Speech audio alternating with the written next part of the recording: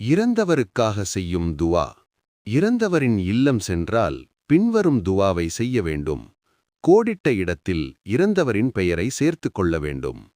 அல்லாஹும்மஃபிர்லி dash வர்ஃபா தரஜதஹு fill மஹ்தியீன வஹ்லுஃப்ஹு ஃபி அகிபிஹி fill காபிரீன வஃபிர் லனா வலஹு யா ரப்பல் ஆலமீன வஃப்ஸஹ் லஹு ஃபி கப்ரிஹி வனவ்விர் லஹு ஃபீஹி. ஆதாரம் முஸ்லிம் 1528. இறைவா, மரணித்தவரின் பெயர் மன்னிப்பாயாக. நேர்வழி பெற்றவர்களுடன் சேர்ந்து இவரது தகுதியை உயர்த்துவாயாக. இவர் விட்டுச் சென்றவர்களுக்கு நீ பொறுப்பாளனாவாயாக. அகிலத்தின் அதிபதியே, இவரையும் எங்களையும் மன்னிப்பாயாக. இவரது மண்ணறையை விசாலமாக்குவாயாக. அதில் இவருக்கு ஒளியை ஏற்படுத்துவாயாக.